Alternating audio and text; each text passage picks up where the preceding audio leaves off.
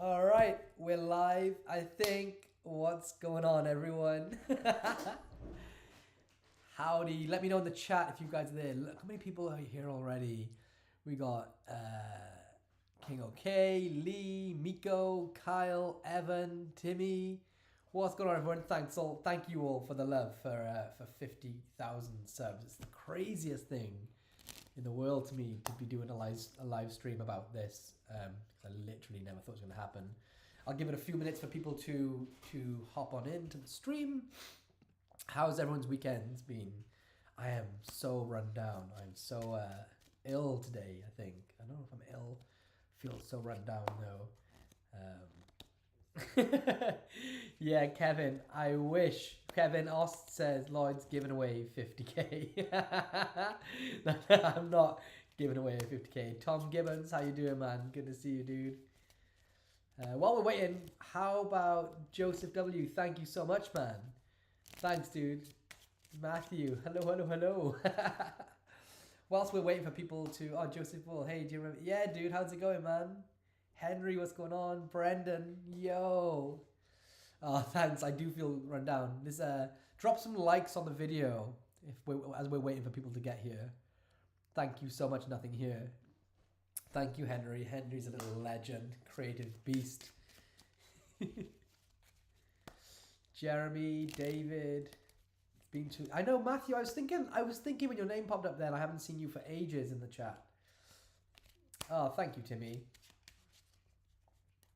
For everyone who doesn't think Lloyd's the nicest man in Magic, I can confirm he is. Oh, I appreciate it. I'm probably not though. I think I'm probably miserable in the real world. Oh, yo, Peyton Ochoa. Can I have a shout out? Yes, you can. Everyone, say hello to Peyton. How about teach us a trick worth 50k? Dude, if I could do that, I'd be doing it myself. Ray Coleman, Stu, what's up, everyone? Oh, thank you, Peyton. I appreciate it. Thank you for tuning into my videos. So, where are we at? Probably get asked sometimes today, but any news? Anthony Povey says, any news about decks? Yes, there's news. The news about decks is that, like, we're at the point of no return now, so all we have to do is wait on them. Teach tech screener, love from India. Love India so much. I say it every time. I love this is my Sunday. You're welcome, Kyle. Thanks for tuning in. Sean says this channel doesn't look a day over 30k. Oh my god, it's so crazy. I'll give it another 2 minutes and then we'll just start. Thank you so much, Mike. I really appreciate that, dude. The lecture, it's a great question. So Kevin's asking, how's the lecture footage coming along? It's all good. I'll talk about that in just a minute. Any news on the gaff deck coming up? So yeah, me and Craig Petty are working jointly on a gaff deck, and I believe the artwork, because Craig's team is doing it for us. I believe the artwork should be into the USPCC next week, which means then it's around a 10-week turnaround time on printing. Oh, sugar me timbers, yo! Drop some love for David Blair for sending in a huge super chat. Yo, David, thank you so much, dude. Wow, drop some fire and some love for David there. Blimey, mate. Thank you so much. Let me just refresh the status bar there. How do I do this? Every time I need to get better at my live streaming skills. I can never get it to automatically update. Hello from Finland. Damn, you're reaching my age. Yo, paint the wall. I just painted them white. After my dog died last year, I painted them all black, as you probably all know. And then I'm only like just kind of getting over her death, so I decided to paint them all white and try and get back over it. All right. Oh, there's so many good comments coming in. Where are we at? Donald Gann says, Lloyd, I think a lot of the tricks you've taught are worth 50k. Thank you. Oh, thank you so much, Donald. I appreciate that, dude. Paint the walls. sitting in from Dallas, Texas. Yo, what's up, Texas? Please teach us an ACAN. How is Sister K doing with the deck stack in memorization work? Yeah, so she's memorized up to the 4 of spades, which is 40. And then life sort of got in the way, so she couldn't dedicate much more time to it. But I think about a week ago, we sat down and at Blackpool, we sat down and run through mnemonic up to 40, and she still knows up to 40, so she just needs to get the last 12 down, and she'll smash it. Oh, Henry, thank you for saying my lecture was amazing. I appreciate that, man. Jonah Berg says, thoughts on Harper Crown Mentalism book. Actually, I have both Harper Crown books from Mark Shandau here. Where's my screen? There. Harper Crown 1 and 2. They're amazing, and these were given to me as gifts by Mark, so I am a bit biased, but if you don't know Mark Shandau's work, he's an amazing, not just an amazing thinker and mentalist, but also an amazing performer as well. I really love his style and the way he can sort of connect with an audience. So yeah, I super crazily recommend these. I actually haven't had time to get through all of them yet, so because look at that. But I will. I'll probably perform some effects from there at some point as well. Where are we at? We've got so many comments. Blimey. So what are your thoughts on Harper Crown? I'm just practicing the trick with a tic-tac. Somehow I can't find the right throw-in technique. Do you have any tips for me? Yeah, the tips with the tic-tac effect is to tilt the box back slightly. And I always aim for the corner. So I don't want the tic-tac to hit and bounce around. I kind of want it to go and like hit into the corner. I don't even know if I have any spare tic-tacs. I have this battery, which might work. Let me have a look. So I don't know if this will do the same thing. It's a little watch battery or something. Let me see if I can get the right aim. Yeah, so I always aim for this corner with a throw-in technique. That way it stops it from like bouncing all around. Stuck to my finger. But yeah, I try and go for the corner as opposed to anything else. And I tilt back slightly too.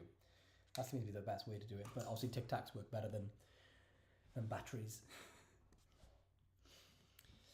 Best way to open Blackpool. Ah, Henry, mate, you're making me blush. Thank you, dude.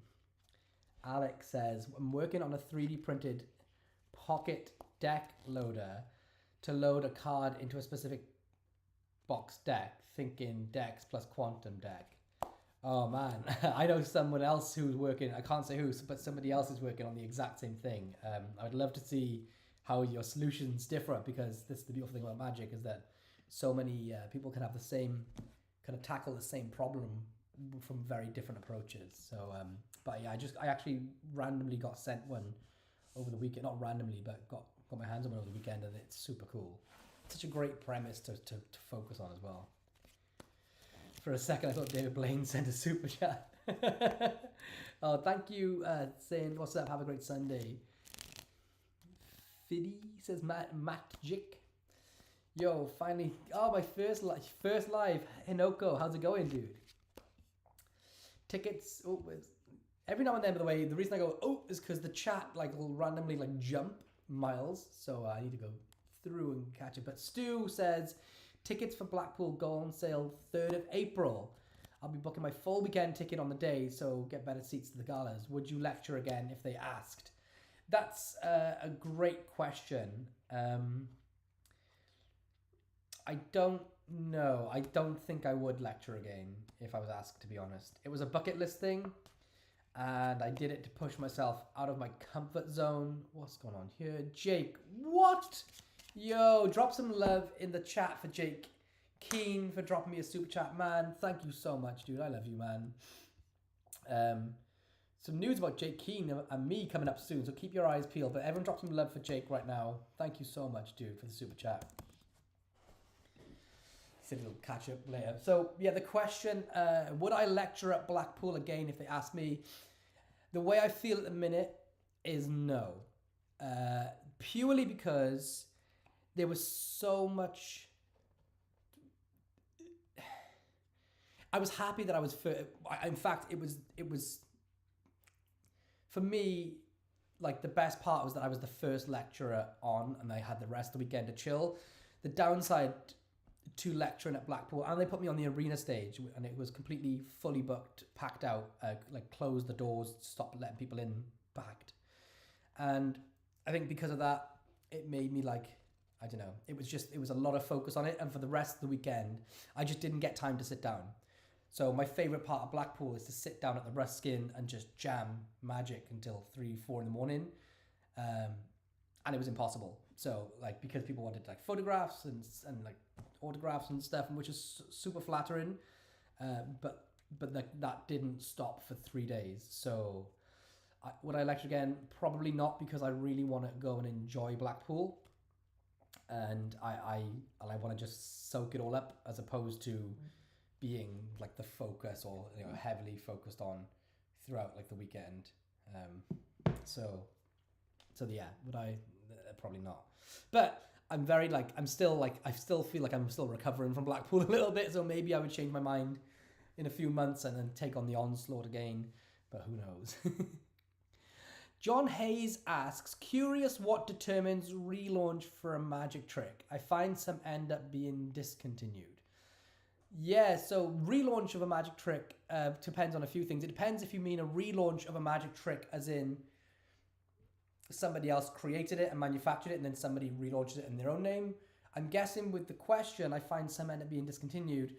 Do you mean a trick which somebody released, it sells out and it says no longer being made, and then what would determine the relaunch of the same trick by the same person? I know a bunch of my stuff that I released with a magic company years ago, or over the past, the last decade. A lot of my releases went through one particular magic company, and mostly all of it, the physical stuff, is sold out now. If I had my way, I would never resell it again, at least not through them. But it depends on the company, the people, what the effect is, whether it's worth, being. It depends if there's certain tricks that one of them was like a trick called iLogo, that you'd move the logo on an Apple phone. Well, that was discontinued because the phones changed shape and size. So it could be something which is restricted by the modern era. But if you specify the question a bit more, I'll try to answer it as best I can. The Psychology of Magic says, thanks for the content, Lloyd. Congrats on 50k. When you're going to finally do a trick with sheep? Brilliant. My trick with sheep is that I've never done what the Welsh get accused of. Jonah Berg asks, the best magic books to buy. I would say The Art of Astonishment Volume 1, 2 and 3 by Paul Harris are incredible and will really get your creative brain juices flowing. I also love Pure Effect from Darren Brown. I love Mentalismo by John Bannon. There's some of my favorite books just to inspire me. Anything like 5x5 Magic Japan is an amazing book too. It's one of my favorite books, actually. Nothing here says, can I teach a coin trick? Yes. I'll put myself on the spot here with a coin trick. I'm trying to think, what coin trick can I do? This is a fun thing. Let me see. Here we go. It's inspired by Danny Goldsmith, the legend of coin magic. I haven't done this in a while, so this may go very wrong. You guys all know Crazy Man's handcuffs, where you link a rubber band together with another rubber band. So I'm going to try and do it with a coin and a rubber band.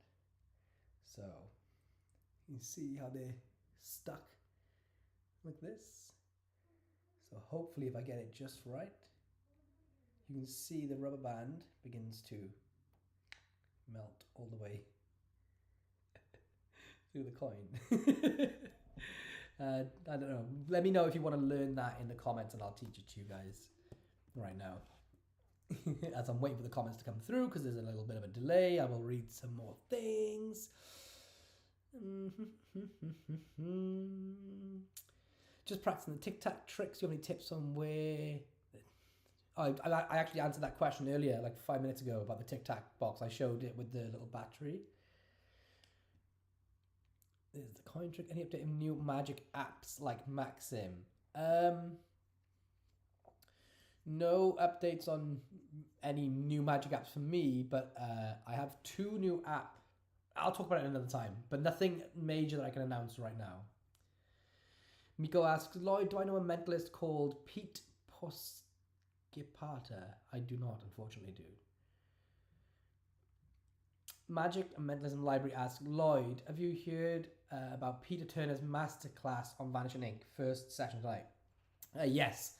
It's like £1, isn't it? I think everybody, whether you don't even do mentalism, whether you're a stage illusionist, everybody needs to go and watch Pete's masterclass on Vanishing Ink tonight, because Pete's a once-in-a-lifetime generational thinker on magic and mentalism. I think mentalism and magic, because people don't know how good Pete is at creating magic.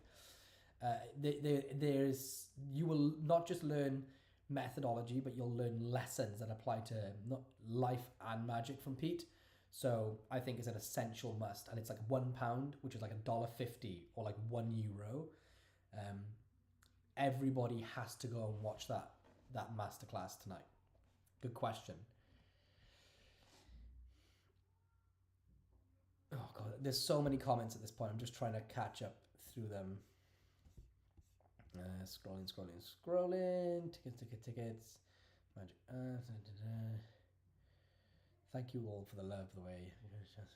Apex. I haven't had a chance to check out the Apex wallet out. I haven't even got one. I haven't felt one or anything. Kyle says, I was recently asked to perform. I've never done that in many years practicing. Any advice moving forward? It freaks me out. I'm not a very good performer at all, Kyle.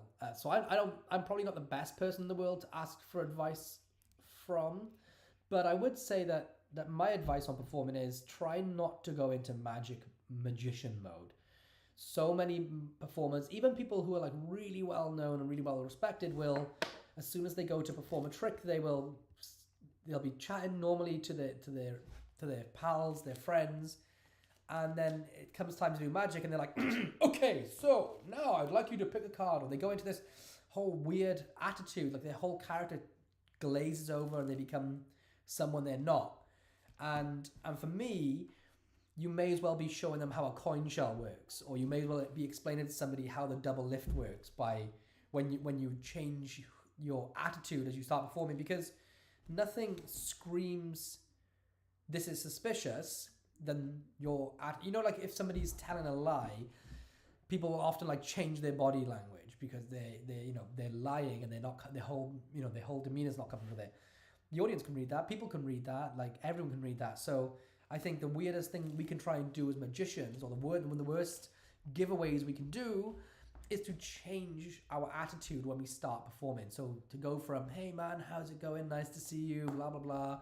And then it's like, okay, now I'm a professional. It's like, just be the same. Because when people watch you perform, or especially what I feel is like, I feel like I want to kind of be halfway into my performance before people twig that I'm performing a trick.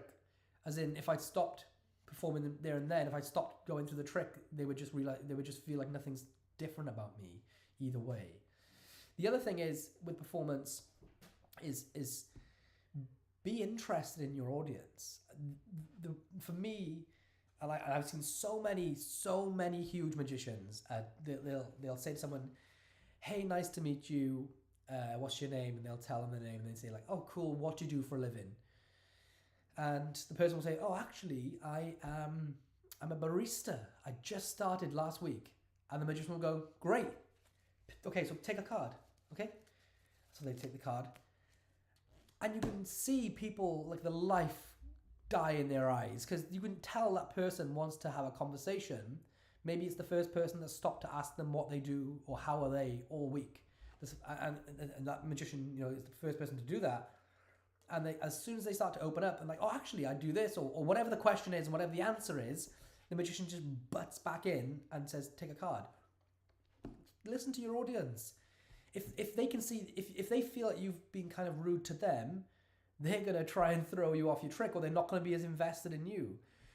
So I always say this, and especially at magic conventions as well, if a magician's performing to you, put your deck down. If I'm in the middle of the trick and the card's been selected, it's been lost into the center of the deck, and somebody suddenly just starts talking and is being interesting and wants me to be interested, put the deck down, put your cards away, put your coins down for a minute. Yeah, keep your break or remember that it's on top of the deck or whatever. But invest in them, because they're going to be your best friend, or they're going to be your biggest ally when it comes to now finally revealing the end of the trick. So my advice for performances is to be real and be interested. Sorry for rambling. RK Magic asks, I'm working on releasing my first effect to market. What's the best, most appropriate way of getting quotes from other magicians and creators?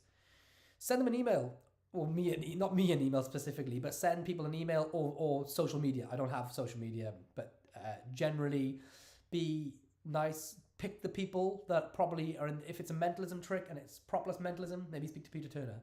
If it's, playing cards and playing cards like hand, reach out to like Daniel Madison or someone. Anyone that's sort of like an expert in that field, reach out to them and be honest.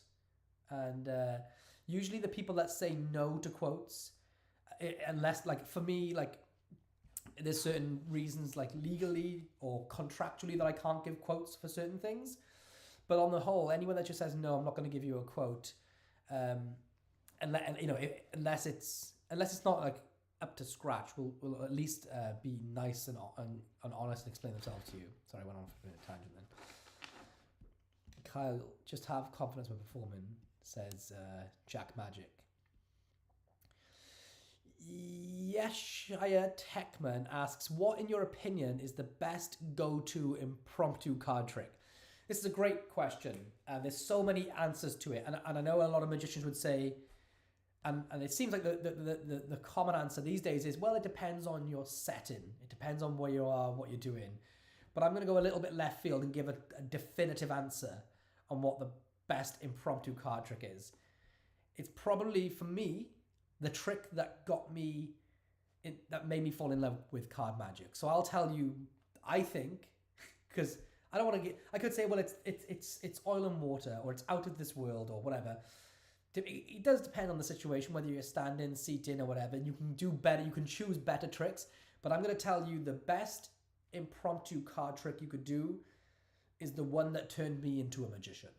And that was Dr. Daly's last trick. So if anyone doesn't know this, and there's a great, we did a Sunday service with Kaylee. She was a special guest in a Sunday service a couple of months ago.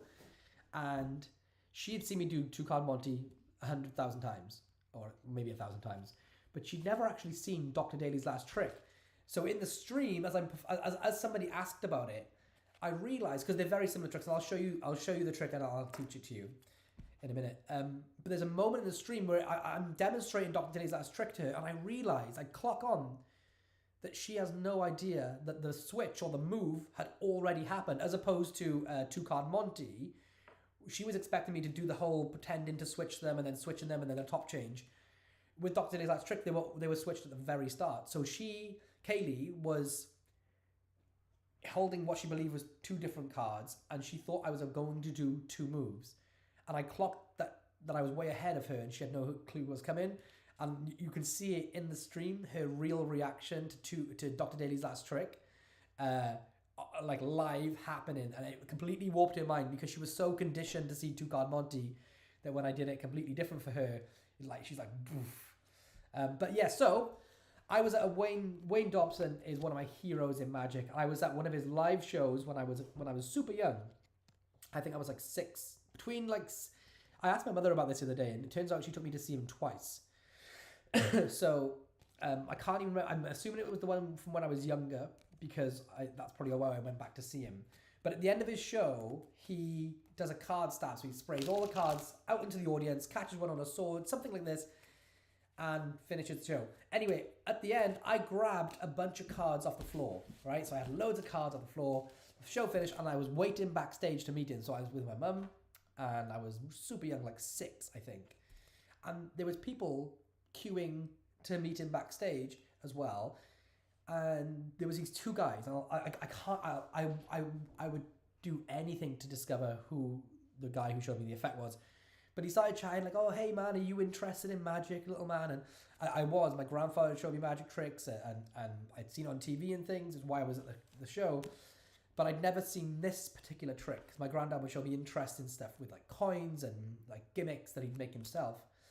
And I was like very shy, but I was like, yeah. And he said, "Do you want to see a card trick?" So I was like, okay. And I can remember like standing in this hallway, waiting to go meet Wayne backstage. So he's like, "Pass me some of those cards out of your hand." And he took two. What I remember, he took 2 red cards, and I had 2 black cards. And he was like, "So look, here's 2 red cards. You have 2 black cards." And then he was like, snapped his fingers, and they swapped they immediately changed places. And I don't remember anything about my life for the next 2 weeks. I don't remember going to school. I don't remember the meals I ate. I don't remember the people I spoke to.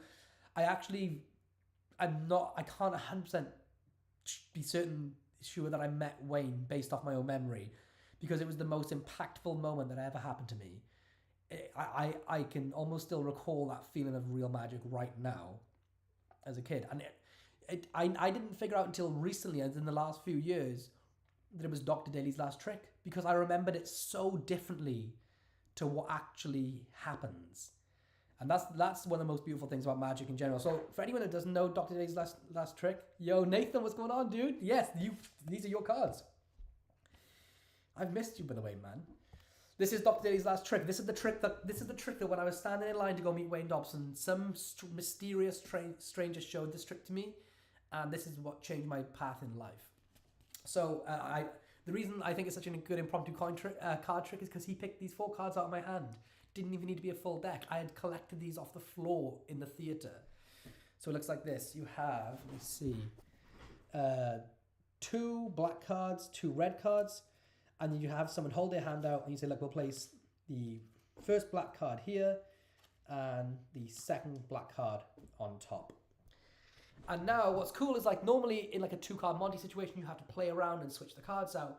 But for whatever reason, if he was the stranger and I was the child, he has 2 black cards, I have 2 red cards. A wave of the hands, and now the 2 black cards are here and the 2 red cards are there. Very basic magic. One of the first tricks that we should all be learning, or probably do learn as magicians. But I'm gonna say for me, because I know how powerful that trick is, because I experienced it. If you want to know how it works, super simple. 2 red cards, 2 black cards.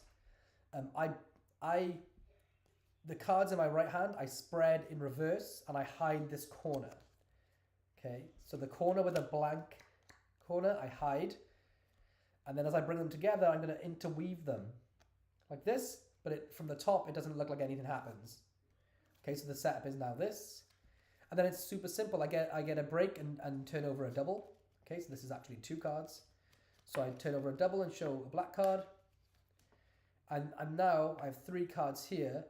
I'm just going to strip off the top card and turn these 2 over as a double. Okay, so there's 3. I hold them like this. This is actually 2 cards. So I strip 1 card over, I turn it over like a book. I show another black card here. That goes down. And now I've actually got the 2 black cards and the 2 red cards are there. Basic sleight of hand magic, but used to turn somebody into a magician, that person being me. So best impromptu card trick, that. Dr. Daly's last trick. Hope that answers the question. That's such a good question as well. Thank you, yes, Shea, for that question. Any updates on new magic apps? What determines a relaunch? Some tricks missed. What's your favorite trick with a Z wallet? I don't really have a whole load of tricks with a Z wallet, but I do plan on like at some point sitting down and sessioning and making a bunch up. Really quickly, I'll just say, because it's come to Harper's 5, I filmed the warm-up lecture, the dry run lecture to my Blackpool lecture. I know I spoke on this quite a while ago, And I was at the card. I basically a week before Blackpool, I asked the Harry, who runs Cardiff Magic Society, could I do a warm up lecture of all the material that I was going to do at Blackpool, and Harry kindly said yes, and I went along and performed it, and I actually performed more stuff at my lecture in Cardiff, the dry run lecture, than I did at my Blackpool lecture, because at the end I asked them to tell me, to critique me on it and tell me what felt bloated, what I should take out, what was missing or what needed to be added. So the lecture at Cardiff Magic Society ended up being about an hour and a half in length, and as promised, I have edited all of that lecture together, and it's going live to everybody on my Patreon tomorrow. So if anybody wants to join my Patreon to see my full Blackpool lecture, but it was just filmed a week before as the warm-up lecture, then join my Patreon at patreon.com/LloydB. And also then you get all of the content, all the material that's already on my Patreon, like the impromptu coin and bottle, the Triumph, which I'm not saying it, but the comments say that it's like the best Triumph ever created. I feel really egotistical saying that. It's got my how to create masterclass sessions. It's got literally so much content on there already and waiting to go. Plus now tomorrow it'll have my full Blackpool lecture, actually more than what I taught in Blackpool on there as well. So I don't like to plug it or anything very often, but I do know a lot of people actually separately commented and emailed about it. So tomorrow it goes live. So head over to patreon.com/LloydB and you'll see the full Blackpool lecture tomorrow. All right, back to the questions. What's your creative thinking? John Hayes says, what's your creative thinking when coming up with a particular trick and or tricks? So it depends, John, on the trick that I'm going for itself. Like sometimes I'm tasked with creating a certain trick. Sometimes I'm just playing and I'm looking and I'm thinking of inspiration and it'll strike me. But my big thing when it comes to creating is relentlessness. So I'll have an image in my head of what I think the trick should look like, and I will chase after it. And then if I find out someone's done it before, then I take that as a good thing. I know a lot of people get disheartened when they find out the trick's been done before. For me, it's the best thing ever because it forces me to go beyond what's been created before. And then sometimes I might find that my next method that I've discovered has also been done before. So I have to push past that barrier, and eventually I'll keep going when nobody else would have. And I end up in like blue ocean territory with a creation or a method that nobody's come up with before. So I'm very relentless. I get massively obsessed with creative magic. I get very obsessed with discovering new methods and new presentations. So I just kind of push further past than the average person would be willing to go. The other thing which I keep reminding myself of lately is sometimes we get so clouded by what we believe is only achievable. So some magicians will only start to approach tricks, or will only approach creating tricks using the methods that already exist. So they'll start creating a trick and they'll immediately, like for example, if it was a coin and bottle, the first thing that will come to their head is like, well, obviously the coin is going to be false transferred to begin with. And then I'm going to need to somehow drop the coin that's already in the bottle. And for me, like, you need to sort of strip that away and think, well, no, don't just assume parts of the effect. Every part of the effect needs to be considered, and don't just assume that certain elements need to be placed there because other magicians have done it. But for me, it's a lot of that. And the other thing is that every now and then we let our methods dictate the presentation or the aesthetics or how something should look. And there's something which might be going up on Tuesday, and I was creating a bunch of stuff for an idea for it, and like an hour into it, I remember thinking to myself, no, I'm just making this trick look how the method allows me to make it look. And so I was like, draw a line under what I've created so far for this trick, and think, how would I actually do it? Stop thinking about methods, stop thinking about what I know, stop thinking about what I think is achievable. Just think to myself, how would this trick look if I could do it? And don't worry about the method. And then I was experimenting with realistic aesthetics to how I thought it should look. And I scrapped everything that came before, and I ended up with something which looks pretty... Obviously, it's not real magic, so it uses the method, but it's like, oh yeah, of all the variations I've seen of this trick, that's how I think it should look in the eyes of an audience. Very broad question, so very broad answers, but I hope that helped a little bit. Miko says, next Blackpool, let's get Lloyd a wig and a lovely dress. I have to ask for my own sanity for tutorial. How does one know when they win Moonshine Elixir / Odyssey / lecture / DVD notes? Normally it's in a comment, or I'll message someone through social media, or I'll get emails to go out as well. But have you won one before, Brendan?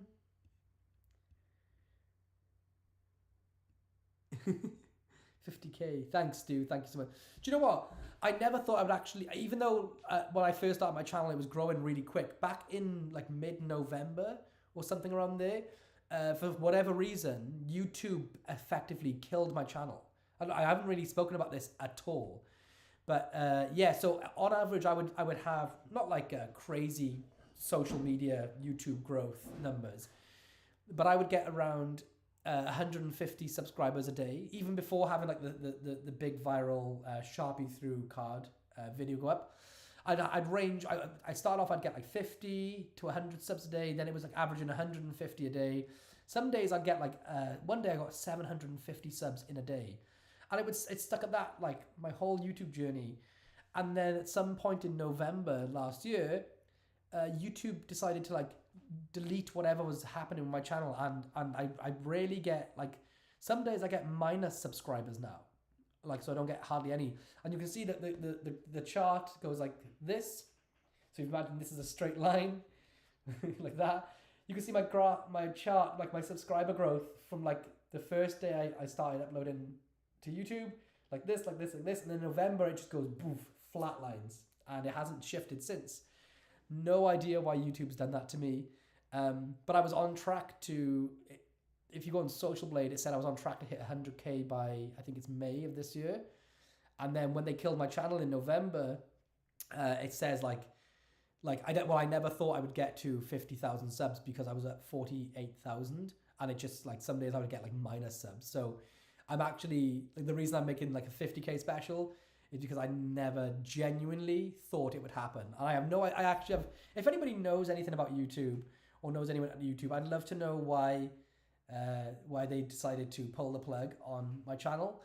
But yeah, so seriously, like, genuinely so happy to like make it to this far.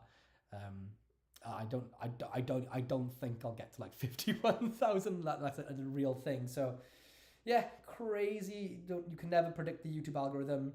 You don't know what's going to happen. But thank you all for being here, genuinely. Michael Lawrence says, I really want the Richard Sanders show as a download. Do you think you can make that happen? I don't know what, I love Richard Sanders. I don't know what the Richard Sanders show even is, man. Is it like is it on TV? I saw a thing on the Old Magic Cafe about an effect you created called Miracle A-Can. I can't find any other sources. Do you remember this product or have any information? Oh my goodness. Yeah, that was one of the first things I ever put out in the magic world. I can tell you what it is because the technology that it used is out of date now. But basically, you'd have somebody name any playing card. And so you'd have the deck, you'd have any playing card named, you'd open up your phone onto your dial pad, but it was an old button phone, like an old Sony Ericsson. Either way, you'd open up the phone to the dial pad and you'd say, look, so what I want you to do is just hit 2 random numbers and we'll, whatever they are, deal down to that number. And all I was doing is that I had a method, I can't even fully remember it, but I would pre-punch in the numbers, and I had a way to stop them from actually pushing the physical numbers in, or if they did, it didn't make a difference. And then you would just deal down. And all I was doing, if say they named the Queen of Spades, which is 48 in mnemonica, I'd secretly punch in 48, and then as I show it to them, it would be 48. But it worked with a physical, old, that's what all the trick was. It was punch in number phones. Fish the 50, great name, very relevant to today. Says, just want to say thank you for all the amazing tricks you've shared on your channel. Oh, thank you, dude. I appreciate that, man. Michael says, I might be overestimating your abilities, but you seem to know everyone important. I know. I've been in magic, I've been in magic, in the magic industry, longer than I haven't. So I've been in the magic industry 20 years, maybe 18 to 20 years, and I'm 34. So, yeah, so long that I've been alive. So my main circle of friends nowadays are magicians, my actual, people I can actually consider family are magicians. So just by proxy of that happening.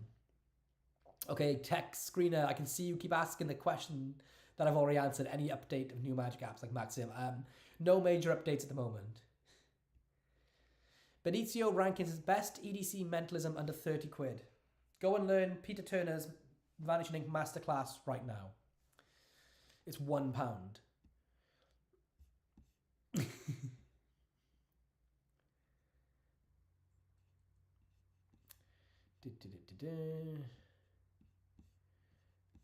Where's all these gone?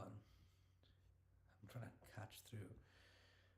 My first experience, nice, deceptive, nice card. Oh my god, how many comments am I behind on? There's literally so many comments. Hold on.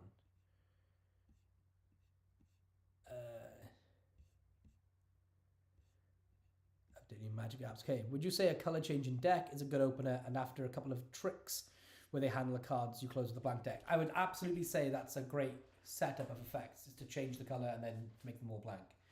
100%. John Damon Illusionist says, hey Lloyd, congrats on the YouTube success. Great seeing you. Just a quick hello from Chicago. I've always wanted to go to Chicago, man. Always look forward. Thank you so much. I really appreciate that, dude. Brendan, would you want me to timestamp this? I'd love to learn the rubber band through coin. Yeah, dude, please, if you could timestamp it, I will set it up. And then I'll also, for doing so, I will teach you the rubber band through coin. So actually, I'll do that right now. So the rubber band through coin that I just showed, I'll show it to everyone again.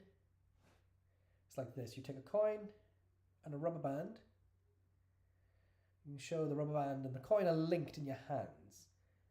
But if I just try to do this, Danny Goldsmith style, boop, the rubber band melts straight through the coin. So it's a really basic thing. I'm going to take the coin and place it in my fingers, but not on my fingertips. I'm going to place it deep in my fingers, like that. This is super angle sensitive, but you can actually do it in the real world by using these fingers as a shield. But what's happening from above is this. I'm just relaxing the grip on these fingers. So instead of pushing tight, I'm relaxing. And I'm allowing the band to slip, and it's going to roll that coin to the tip of my thumb. 1, 2, and come through. So on camera, it looks really good with one finger in the way. So it looks like it just melts through. Doop, doop. See how that coin comes all the way out? If you were doing this in the real world, then I would put these fingers here. So I'd watch the coin and do this as it comes through. Very basics. Only one of these things which just kind of looks cool. It's just a moment. I would throw that into the middle of a routine as opposed to making it the full finale of an effect. I would just throw it as an offbeat thing to have people think about, just like as a little interim effect, if that makes sense. So, where's the rest of the comments? Noting that one. Mitch says, the Society of Secrets Discord is worth every cent. Definitely check out this. Thank you so much, dude. Junior Rodriguez says, do you use Invisible Thread? I tend to stay away from it, but I know it. But now it's finally piqued my interest. I don't do anything with Invisible Thread, dude. I wish I did.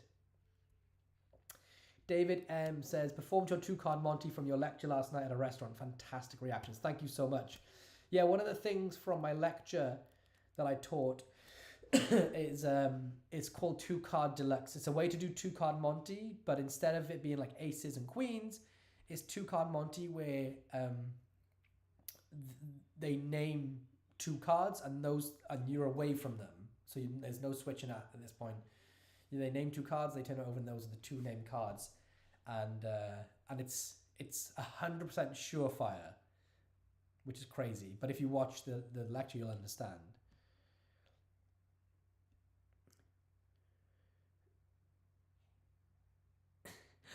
Brendan says, Lloyd, do you think you're strong enough to be on win the physical 100? I've been watching that actually, dude. I could definitely be on it. Maybe, in November, I run 116 miles in I think it was like 28 days. But I've had like, over Christmas, I had like some bad chest infections, and then the convention circuit, which always throws my routine. So I'd need to do a little bit of prep, but I'd be confident to go on there. Whether I'd win it would be a different question, but I'm crazy competitive. So I would try and then probably die.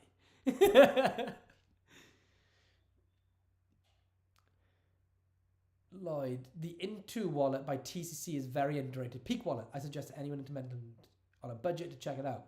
Great suggestion. Or you could make this. Where is this? If you're on a super budget, you can get hold of something off Amazon for like 10 quid. You could make one of these, which is let me show you guys this.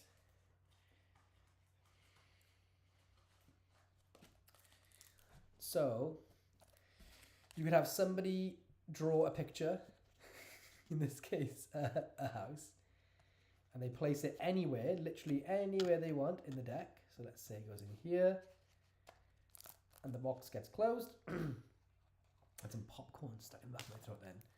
Okay, so the box is closed, no slits, no holes.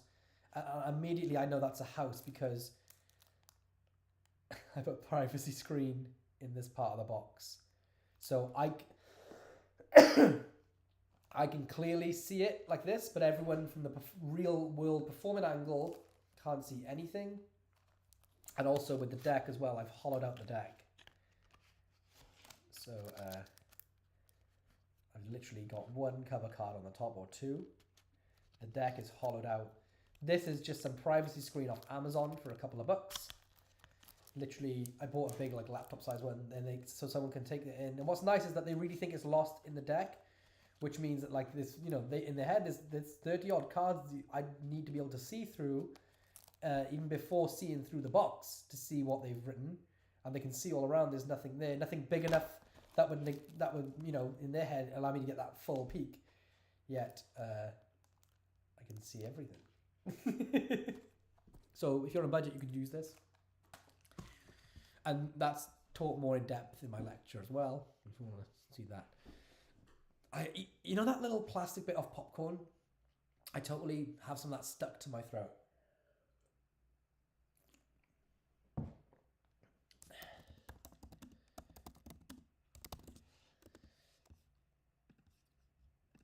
Who's my magic hero? Luba Fiedler, probably, or Paul Harris.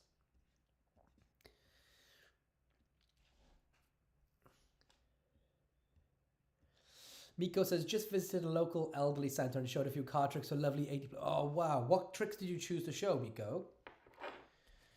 Junior says, will your Blackpool lecture be available as a download? No, it won't be, but you can just sign up to like 1 month of the Patreon, which would be the same price as a download anyway, and then you can watch everything else on there too. This is the Resurrected deck by Nathan Lindley, who's in the chat here somewhere. I love it.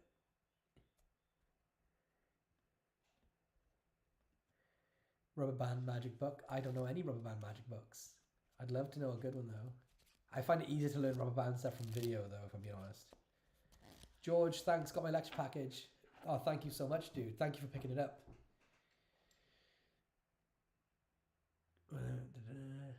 It's my birthday on Wednesday the 21 again. What's your best birthday related trick? For me, I created an effect called Cypher, which is an app, and it's always great to reveal birthdays using that, although I don't use that app anymore, and even have my name taken off it. Another birthday-related trick would be...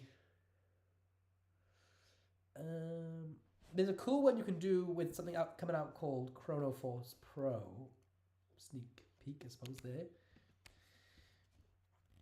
What's another one? You can do a birthday card calendar type effect where you can get a calendar.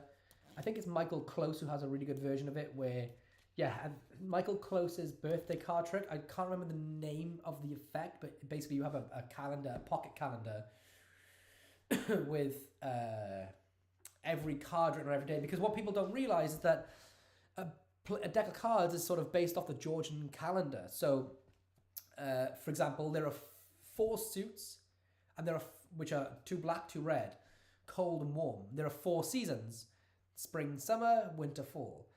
There are, if you add up every value of every card together, it comes to 365, I think it is, which is the same amount of days there are in a year. There are 13 court cards, and there are 13 phases to the lunar cycle, so that matches up with that. And there's a bunch of consistencies that match along with the Georgian calendar. So, in theory, in essence, because the deck of cards is based off the every day of the year or the calendar, then everyone should have their own unique birthday card. And just using that plot alone, that premise alone, you could force somebody a card which you know falls on their birthday. You could write out the calendar, put loads of birthday cards in, and then go into a whole spiel like that. I mean, that's not a very creative presentation, but it's a very engaging presentation. Mad Rat 290 asks, what's your thought process when making/creating gimmicks? How do you come up with the idea? I've just sort of explained this a few minutes ago, but one of the things I try to do is avoid every other method. Like, so most people, when they think of a color changing card, they'll go for a flap card. For me, I make a list of things that I hate. Like, I hate flap gimmicks can, in very rare circumstances, be the ultimate method or the perfect method. But so many people just go flap, and I think it's the worst choice ever. So I try and start by getting rid of the obvious choices when it comes to gimmicks, and I make a list. Like, sometimes I'll make a list of like 10, what I think are the 10 most obvious methods to a certain problem. And those will be my methods that I'm not allowed to touch. Because so many people just think they're creating good magic when they're just creating the most obvious methods. Positivity Gaming says, do you have any regular appearances that I do? Well, I will be in England in late April. I don't, unfortunately, but me and my friends are talking about going to the Wizarding Weekender up in Newcastle from the 20th to the 23rd of April. So I potentially will be at that convention in Newcastle, which is in the north of England, in a couple of weeks from now. We need another live with Kaylee. Yeah, I'll try and get Kaylee to do one for sure. What John says, what's your creative mindset when flashing out, trying to figure out a new trick or tricks? Yeah, I kind of sort of already answered this a few times, but what's the creative mindset? I think the times when I try to be creative, if I sit down and think, right, today I'm going to come up with a creative trick, and the times that I can't be creative, if I just try to aim for a destination, I'm much better equipped. So like if I just say like I'm going to do a card through window and I'm going to do it in slow motion, and I just approach it from every angle. I try and think methodically about every method, every approach. And then I think, well, what would make sense? Well, why does it have to look like that? If you could really do it, would it look like this? Like often, for example, when people think of card to window, they just think of like throwing the deck and the card just appears on the window. So many people try to just recreate that image. Well, when you stop and think, well, actually, if you could really do magic, forget about how other magicians do it and trying to emulate that. What would you do? And if you can't really just push the card through the window slowly, then what excuses can you have, or what attributes can you allow yourself to use to make it possible. So you'd say, well, like there's a great one like by Sean Beard, which was presented by Danny Garcia, where you reach through the glass like psychic surgery, which is a great way of thinking of it. But maybe you think, well, you know, what is the I'm trying to think of the right word. How would it, if you could really do it, and you forget method, and you wanted to take someone who signed a card and throw it through a window, or have it stick to the window, how would it work? Well, then I would think, isn't it strange that when you throw the deck at the window, the card is always stuck facing the wrong way? So how can you use that to your advantage? How can you make that an attribute that allows you to exploit an area of it, if that makes sense? So I'd think about all these sort of things, and then just sort of scatter my head out and just go down. I wouldn't be afraid to go down an avenue, chase it for like an hour, 2, maybe 3 weeks, and then decide that's not even good enough. You know, so don't be afraid to get like very far down the creative line and then drop and then think, not good enough. I'm going to force it to be the answer if you know it's not. Thanks, Aaron, for popping in and say 50k. Thank you so much, dude. Okay, my comments are so far back. It's like I'm so backed up on the comments. I'm up by where we were talking about Dr. Daly's last trick. What are your thoughts on the 1 second ACAM by Danny D'Ortiz? I purchased it recently.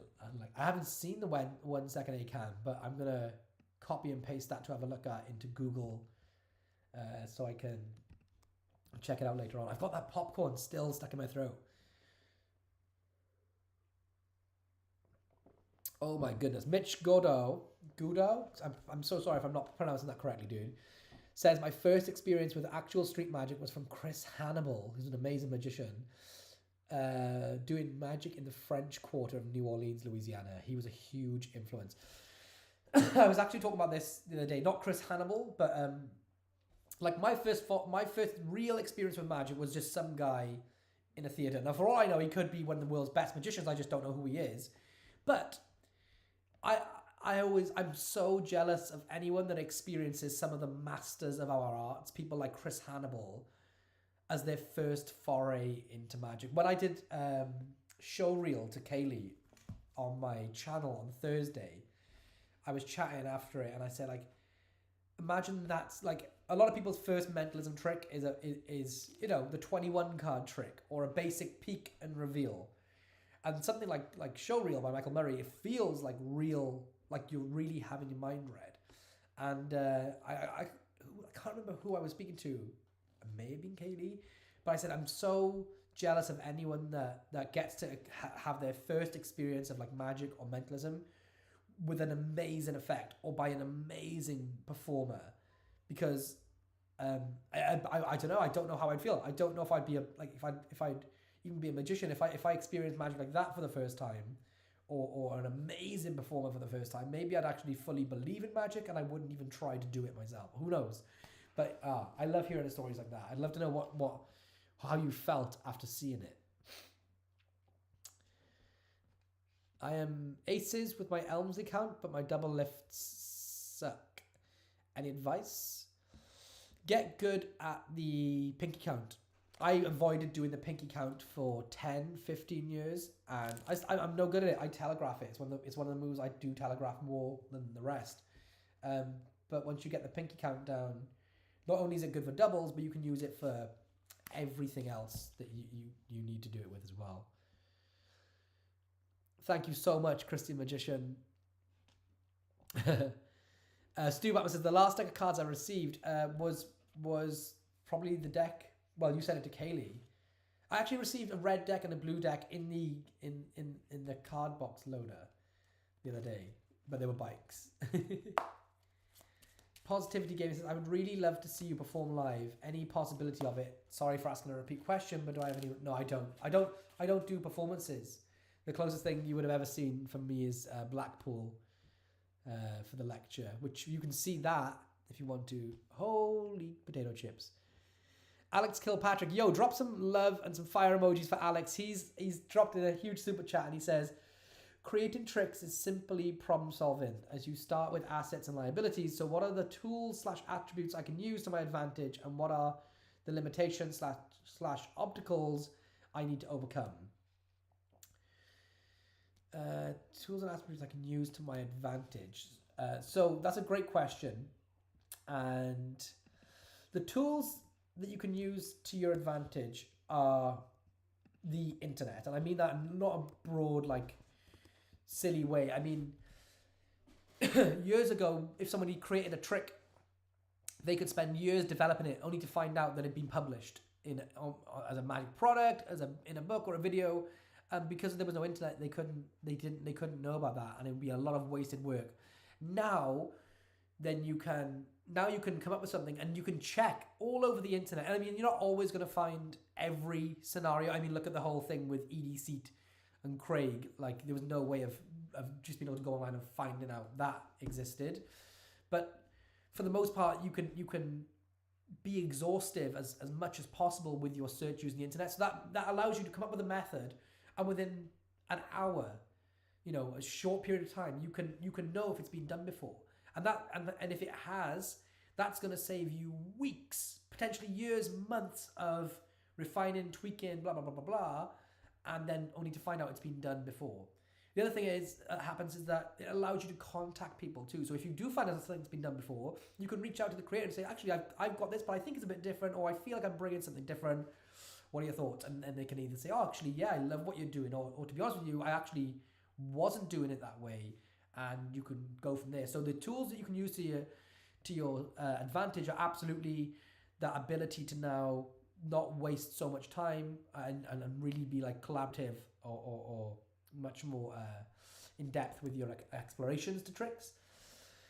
The limitations and obstacles to overcome with creating is, I mean, one of them again is the internet. One man's trash is another man's treasure. If I had listened to people on like the Magic Cafe when I put up my first creations, even now to this day, the trolls that live for the Magic Cafe on there, I'd have been so disheartened with my creativity and my magic. So the obstacles you'll face are people who will try to like put you down or try to tell you you're not good enough, and you need to just stick with. Everyone's creative. Every single person is, and the more you do it, the better you get at it. And if you have a vision for an effect and you really believe in it, then there will be people that will tell you to stop chasing it, or it's not good enough, blah, blah, blah. I say ignore those people and as I said earlier, be relentless and keep going for it. Not as much anymore, but my whole like branding coming up through the ranks in the magic industry was like the slow-mo magic. I'm doing all this slow motion CGI style magic. I know the name of this one person, but one person actually told me to stop creating. He's quite what I thought at the time was a well-respected creator, and told me that my vision of all these things was terrible, and it would never get me anywhere, and to stop dead in my tracks. And if I'd listened to him, I wouldn't be here right now doing this. I'd probably, I'd be in a different industry, different job and everything. So the obstacles you'll face are things like that. But there's so many more which you'll face. But it becomes a bit more dependent specifically on what the trick is. Like for me, I love apps. And for whatever it is, my brain doesn't work in the way that it needs to code apps. Even though I've been developing like app magic for over 6 years. I say developing like using other developers.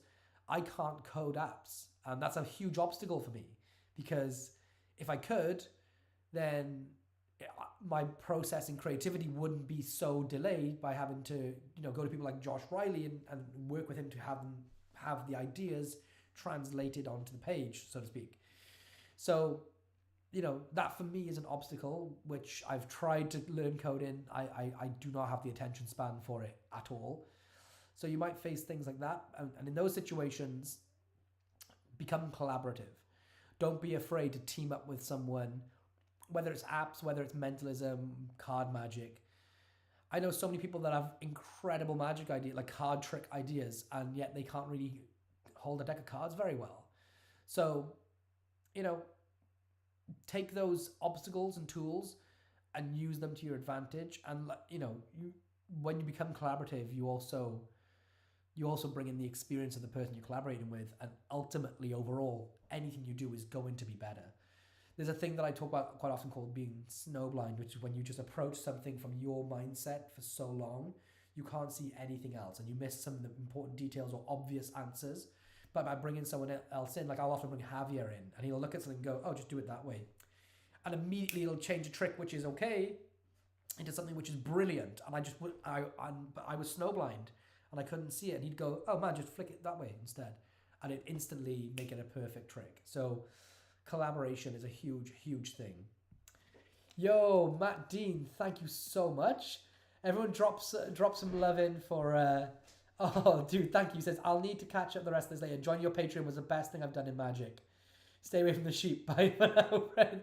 Yo, drop some love for Matt Dean. Thank you so much, dude. I appreciate all the love from everyone that's joined the Patreon and are just like saying incredible things about it. I really appreciate all of you so much more than you know. I'm really excited and nervous to share the lecture with all of you because I'm not a natural performer. I'm not a natural lecturer. It's not my thing. But I'm doing it for you guys because yeah, I want you to, you know, get as much out of me as you can. George Crothers asks, what color change do I use? I use the ones I'll use in performance are probably the duck change. I do quite a lot in performance, so this duck change. Sometimes I'll do the maniacal change in performance. Kind of flashed there, but I will do it quite often. And I'll tend to do the swirl change or shapeshifter, or the version where you hold it like this and change it in the middle. And sometimes, depending, I'll do. Oh, that was terrible. Sometimes I'll do like this change. Let me see. Like that. Oh, and the paintbrush change too, I'll often do.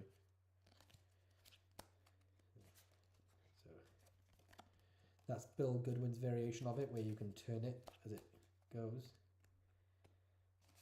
So those are the ones I'll tend to do.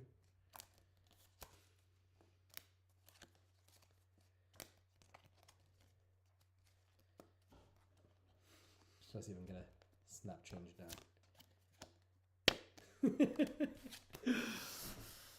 Good question. Also, these cards are super old, so they're sticking a little bit. The legend that is Lord Harry, says David Blair. George Crothers says, definitely recommend the Patreon. Thanks to DK Magician. Yo, thanks DK. Congrats on 50k. Amazing to see how fast the community has grown. Thank you so much, DK. I really appreciate that, man. I hope you're doing all right, dude. Patreon is 10 out of 10. Definitely would recommend. Hey, congratulations on the 50k, bro. You did that more. Thank you, Casper. Matt D says, what's the biggest obstacle you had starting YouTube, coming from someone who has zero skills with cameras and editing? Biggest obstacle from starting YouTube? Well, I could already edit, and I already had a camera setup. So that I had that in my favor. What was my biggest obstacle? Probably my studio at the time was I didn't have it down at all. It looked terrible. Even now I can see like wires in the back there that make me want to rip my eyeballs out. Scheduling is definitely the biggest obstacle by a million miles. Craig Petty told me that you have to stick to a schedule for it to work, and I'm really like proud that I have, because so many people are like, right, new me, new life. I'm starting my channel today. You're gonna see what's happening, and they don't, or they stick to it for like 3 weeks and then they do another thing. And, oh yeah, blah blah. I actually did it, and it's really hard. But now it's a way of my life. Like it's just part of my life now. I've got space for it in my life. But the schedule for sure. Like, oh wow, George Crothers, thank you so much, dude. Oh, thank you so much, George. Drop some love for George in the chat there, everyone, for doing a super chat. That's so appreciated, dude. Wow. I'm just going to refresh the thing. I'm going to do this. Yeah, but initially, sticking to the schedule was really, really hard. And I started these Sunday services in lockdown because I for all the people, nobody could meet up. No magician could go and hang out, and I wanted to do something to bring it back, which has been so much fun, and I love doing them. But it does also mean that I get 2 days like on weekend, like everyone else, to spend time with the family, and a quarter of that time is spent doing these Sunday services. So I don't get to see my wife and my child as much as I'd like to because I'm on here. And I don't get me wrong, I love doing it, but it's definitely an obstacle for sure. But I don't want to let anybody down, so I come back every week as much as I can to do these for you. Good question, Matt. Working full time outside of magic, says DK. Cheng Shin says I rewatched Kaylee's reaction to Daly's last trick. Her fooled face was priceless. Yes, so good. Like I think you can probably like watch that episode back, that Sunday service back, and you can see the minute I clock that she's never seen it before and played to it. It was such an amazing thing. Oh, I'll tell you one other. Going back to Matt Dean's question, one other obstacle. I don't know if this would be an obstacle, but something which was. Oh no, I'll come back to that at a later time. It's not really an obstacle in terms of the editing and stuff. Matthew Braitman says, I've been playing around with the dark arts, but trying to find the best material to use. I have heard Tropal crushed velvet non-stretch, but do you have any recommendations? I don't know what you mean, man. Do you mean black art? If so, I have no recommendations. I generally, whatever it is I'm trying to do, I will type it into Amazon Prime and have it sent to my house. I'm not somebody that focuses a lot on specific materials and brands. I just kind of get anything and have it done. So I couldn't recommend anything to you with black art. Just so everyone knows, and Brendan, Lloyd teaching question about this lecture in the stream was should be about 2 hours. Thank you so much, Brendan.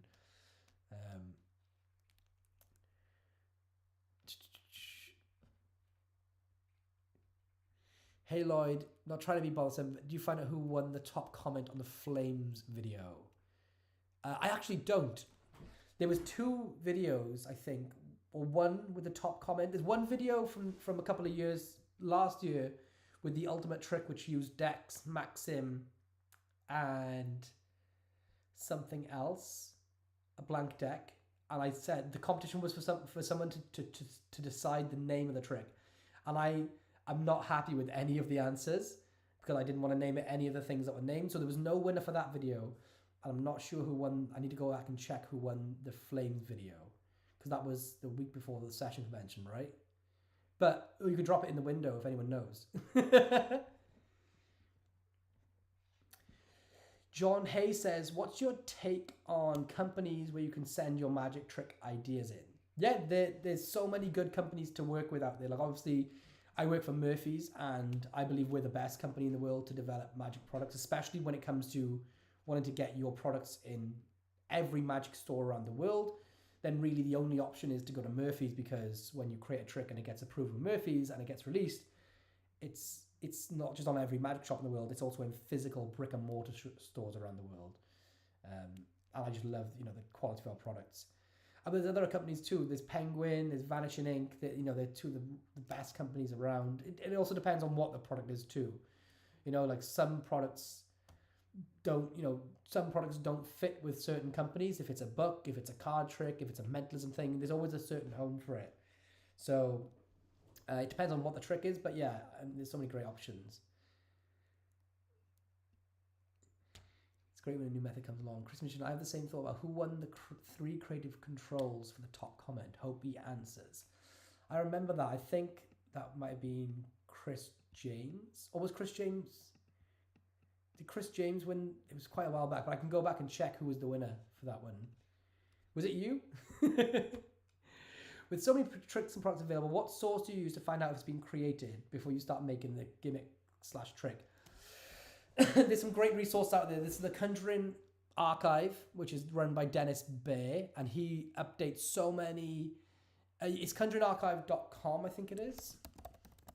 Yeah, conjuringarchive.com. You can put any sort of brief description or trick name in there. It'll come up with a list of credits.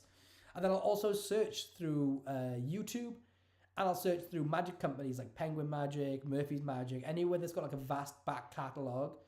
And another great resource, unfortunately, is the Magic Cafe. If you type site followed by the 2 dots and then magiccafe.com and then into Google and then search out whatever your terms are, normally it'll pop up with a thread that has something to do with the trick that you're working on. Like those are some of the things. Okay, this comments just skipped again. Okay, hold on. Okay, where have these all gone? Let's scroll up.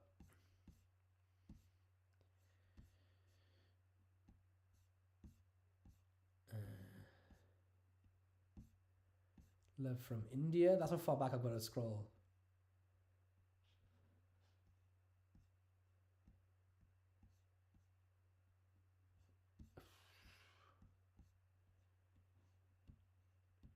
Oh, who's having low volume? Can you hear me now?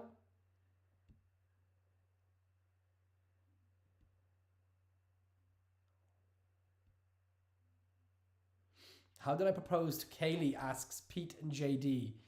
I took her to a really, really fancy restaurant, and the day of, I was like, oh hey, I've got you a little surprise. Go and get your nails and your hair done, and I booked her that.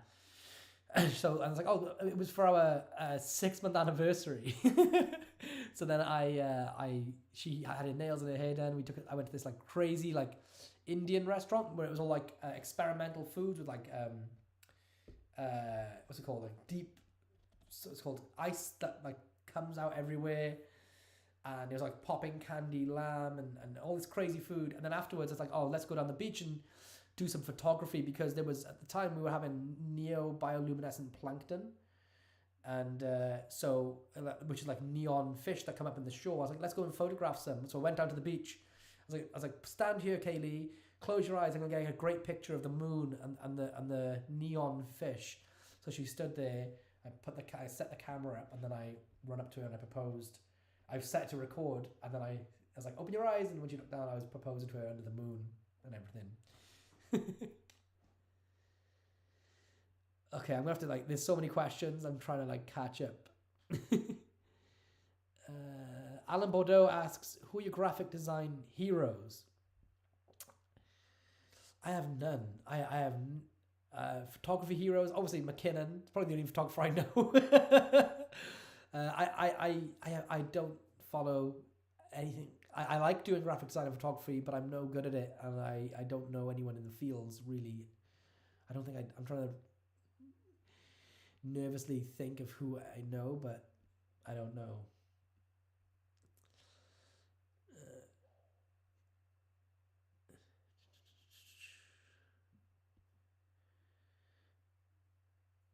Okay, there's so many comments.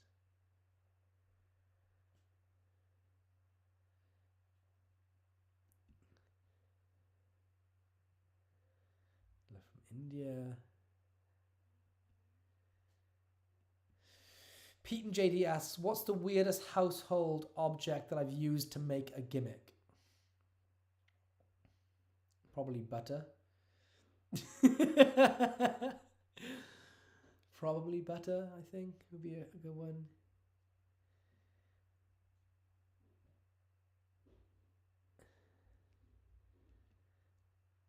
David Blake says, always remember Jeremy Sadowitz doing a card through car window and he just smashed the window and run off. I remember that. That was so good.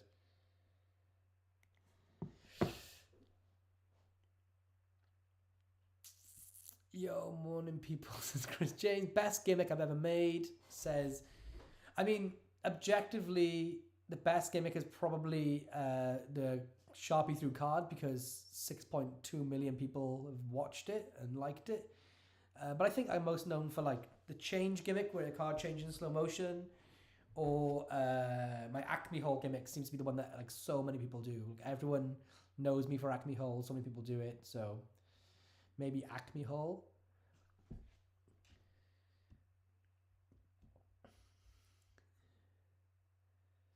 What's my favorite Darren Brown effect?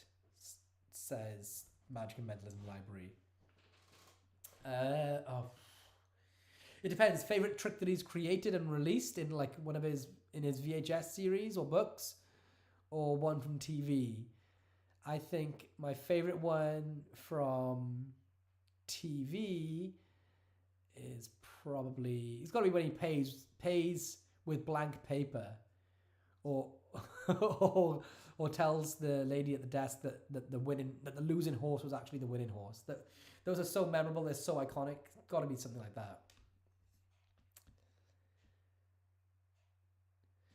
Chris James says, great pinky count tip. Don't pull down, rather let the cards come off the finger. So that's a good point. I'm going to try that right now. So I usually tend to pull down, but let them come off the finger. I don't know if I can do that. There's two. But wait, once you get the pinky count down, you can. I always like trying. I practice by counting cards, so I'll try and do 8. Wait, let me do this. 1, 2, 3, 4, 5, 6, 7, 8. Did I get 8? Oh, that's like 10. Oh, there we go. 8. Yeah, practice by counting certain amounts of cards.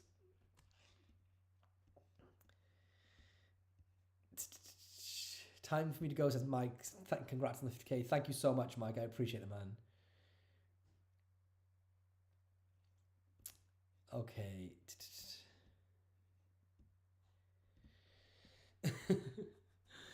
Who's Alice and why is she spamming the chat? Is it a robot or something? Last time you asked, bro, I'll put you in timeout. John Hayes says, I have dyslexia and I'm a visual learner. Are you more of a visual learner as well? Yeah, I do like reading when I get time to read, but easily I'm more of a visual learner completely. It's just easier to follow. Kyle McGuire says, being so good at the art, why not show it in performance? That's really kind of you to say. I don't personally feel that I'm good at performing magic, but I'll tell you this. The reason I don't perform magic is because that's not what I enjoy about magic. I love the feeling of experiencing magic and being fooled. And but the reason I'm in the creative side of magic is because I absolutely love creating. For me, creating magic is my escapism. It's when some people put movies on, some people listen to music, some people drink coffee or alcohol or whatever their vice is. Mine is creating magic. It's the thing that if ever anything's gone bad, like if my life sucks, I just want to create magic. I don't enjoy performing at all. It's not my thing. It's the same way there's like singers and songwriters. So the reason I don't perform is because I don't enjoy it. And I know that I'm able to give people that experience of magic, but also it has to be some sort of self-indulgence as well. And I don't enjoy it. I will perform. I'm not saying that I point blank don't perform, but I don't go out of my way to do gigs. I've always been fortunate enough that my creations allow me to not have to gig. But I just simply don't enjoy performing. It's not my thing. Like, when I'm in the moment and I'm doing it and I get that reaction at the end of it, I'll be like, sometimes I'll be excited about it, but don't enjoy it. And same with lecturing. Like I did that huge lecture at Blackpool this year, and I was super flattered. Like the feedback is always good to help with the imposter syndrome that I consistently will have for the rest of my life in magic, but didn't enjoy it at all. didn't enjoy it. So yeah, there's that.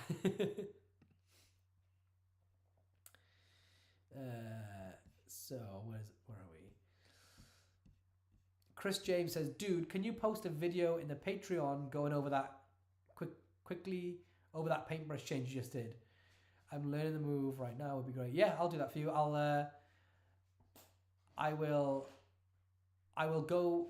I'll actually after I end this live stream, I'll make a 10-15 minute video, super quick, and I'll post it in the Patreon for you, Chris James. As long as Katie doesn't kill me for being any more late than I already am. Kyle says you are doing best with YouTube compared to your friends who I also follow. Oh, thank you so much, Kyle. Well, I think everyone's doing good. It's just, we all grow at different rates and things, and like I'm growing. I compare myself to I used to I travel with Peter McKinnon, and like I work with Daniel Madison, Chris Ramsey. Those guys are huge. I'll never be their sizes. So, everyone compares different things. I think I'm failing pretty badly on YouTube, by being at 50K, and also like after the fact that YouTube just killed my channel back in November, so it doesn't grow anymore. So, I appreciate it anyway. Who the F is Kevin Quantum seems important. I have no idea, dude. Be honest, have I ever seen Javier get mad? Not even a little. No, I've never seen Javier get mad. There was even a time where I got mad for him. Some very, very, very rude magician seen something Javier created and told him to his face that it was the most horrible thing he'd ever seen. And he said it to him directly, because the magician was jealous of what it was, because it was actually one of the best things I'd ever seen. And Javier was like, oh, no worries, dude. Whereas I wanted to go crazy.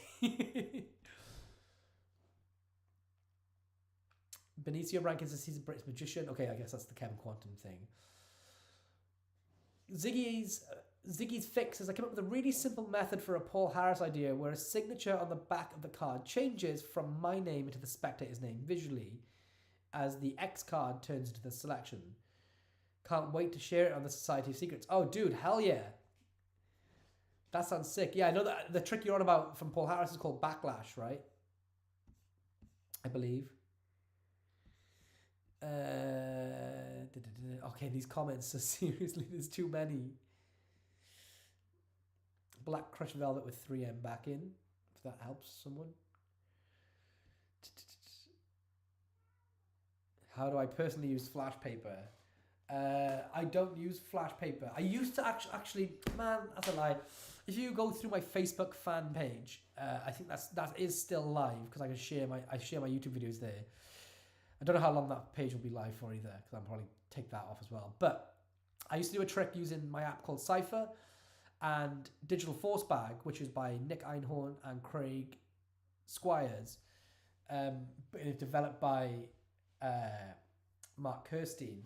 And I'd have someone think of a word, and I'd have someone create a random number, and on the prediction I'd have it written down would be the number, like this, on a strip of paper. If you turn the paper upside down, the number would say the word 8-ball, which is the word they were thinking of. And then I'd light that paper because it was flash paper, and I'd produce an 8-ball. It was the least Lloyd Barnes effect I've ever created and performed, but I just really liked the infusion of all the stuff. So I spent like 2 months carrying an 8-ball around and some flash paper to do that trick to anyone who would watch it. But there's a real world in a bar, me performing to a couple of people, live performance, at least like 2 or 3, 4 years ago, maybe, on my Facebook fan page.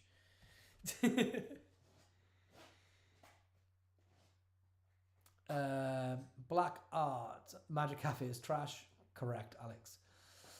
I heard a new tech for a special black paint, true darkest black. There's Vanta black paint, which was bought. The rights to it were bought by a terrible person called Anish Kapoor that doesn't allow anyone to use it. And then another person called Stuart Semple created the world's blackest black paint, which you can buy and is on version 3.0 or 4.0 now, which is a direct rebuttal to the person buying the rights to Vanta Black, because it stopped artists using it. So it's called The World's Blackest Black or something. I have some somewhere. It wasn't that good when I used it for black art on paper, but maybe it's improved now. Lloyd, can you do a Stuart Gordon turnover?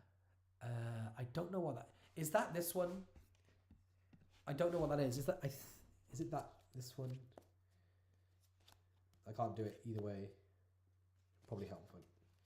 Is that the Stuart Gordon? I think this answers your question. Yeah. Is it that one? Or is it this one? Is it that one? I think it's that one, isn't it? Hold on.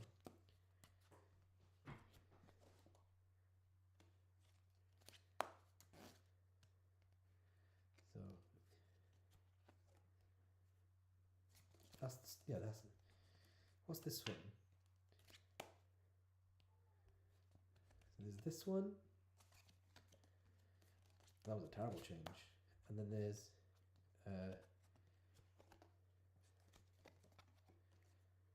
this one. I'm not sure which one's which.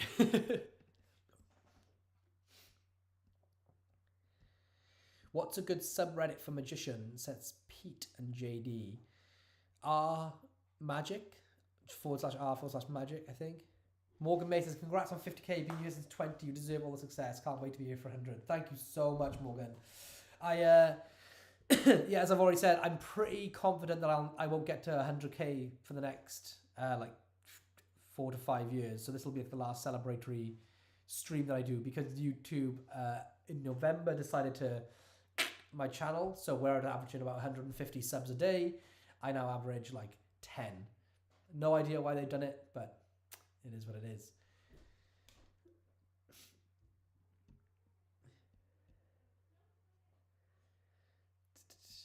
I'd be a photographer. Says, how the hell do you use butter? That's a long story. Butter trick. We require more dairy-based magic. There's actually a trick that I put out called Sweet Columbia, like 12 years ago. You can find it on YouTube, on Murphy's Magic's YouTube. And it's a trick where I take where I take sugar in a cup and I swirl it, and it visually and in slow motion changes into coffee.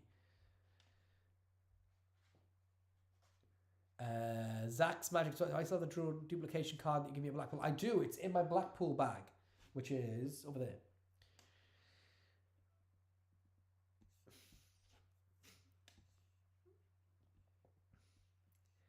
Chris James was a champ and helped me with a pink account. Yeah, Chris, you could help me with it as well, probably.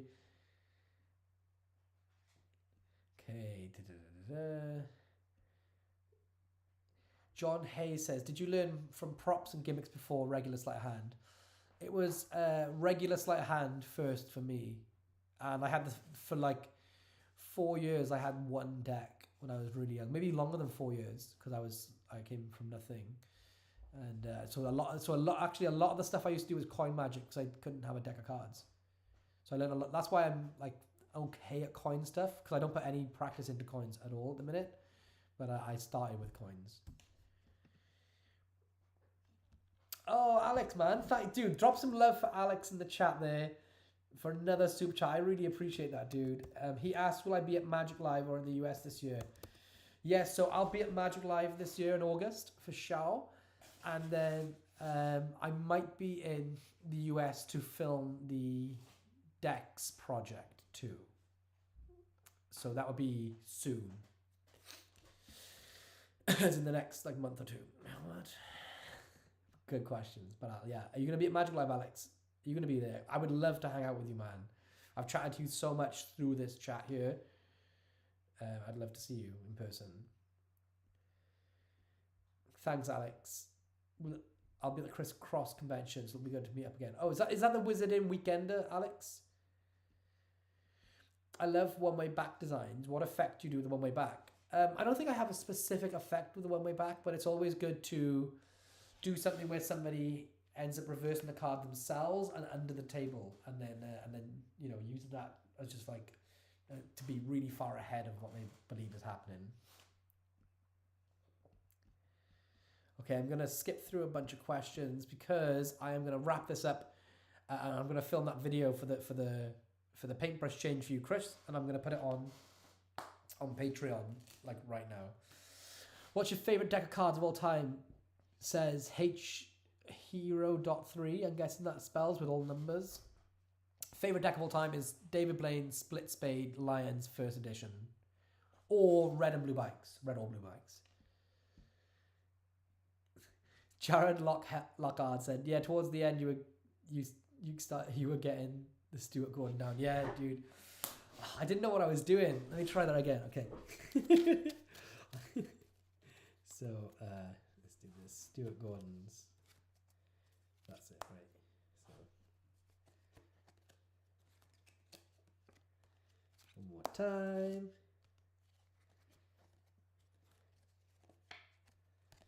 This little hammer is salty a bit better.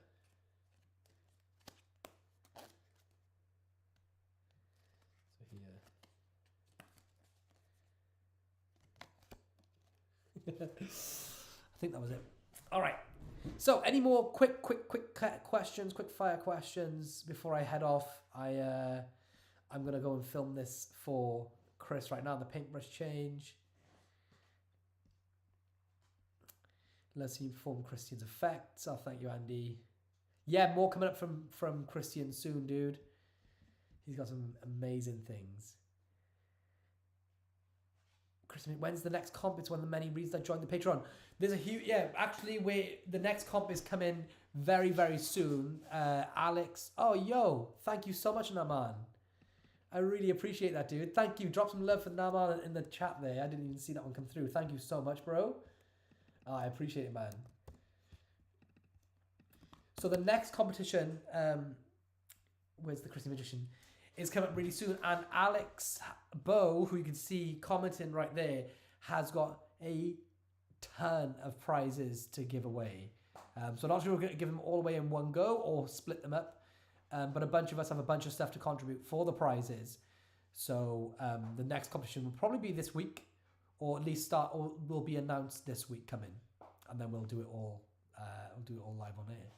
Oh, Andrew, now you turn up. You're late. You're very late, dude. Okay, all right, guys. I'm gonna go and quickly shoot for Chris James the work on the paintbrush change you just watched for him to learn. If anyone wants to come and learn it, it'll be in the Patreon. If you're not a member of the Patreon already, come over to patreon.com/LloydB. I'm sure the link will appear in the chat by one of our lovely moderators right now. And it's Oliver Ping Pong. Finally joined this. Oh, thank you for joining, dude. Yes. Thank you, Roger. Love you, bro. Thank you so much, dude. So I'm going to go and teach this change right now. Let me go for anyone who wants to see it. So we're going to go this. Change that like this. Oh, super chat from George. What? Appreciate the video. Thought the first amount was too... Oh, dude, thank you so much, George. I really appreciate that, man. Bloody legend. Let me put this there. Yeah, don't forget, tomorrow, dropping on the Patreon as well, is the full hour-and-a-half long Blackpool lecture. The one that I filmed the week before, that I was allowed to film at the Cardiff Magic Society. So that's dropping on the Patreon for any members who are already over there. Right now, if you want to join up now, you can learn that. And I'll be teaching my work on the paintbrush change in a few minutes. I'll go over there and put it on the site. So 3 diamonds, change into a 10. That one more time. This. I need to look how worn these cards are. I need to get some better cards or some fresher cards to use. We'll change that. So I'm going to go and teach that right now over on patreon.com/LloydB. And then tomorrow the live lecture, or the lecture, is dropping from Blackpool, the one that I recorded the week before. Thank you all so much for tuning in. Bye, Daddy, says Pete and JD. I appreciate all of you, and I can't wait to catch up with you all super soon. Oh, Alex, man. What? Okay. Dude. Thank you so much. Alex just dropped in a huge super chat right there. Man. Mate, thank you so much. You guys are crazy. Dude, thank you. Wow. All right, on that note, I love you all. I'll speak to you all super soon. and if not, come over to the Patreon and join up right now. Peace.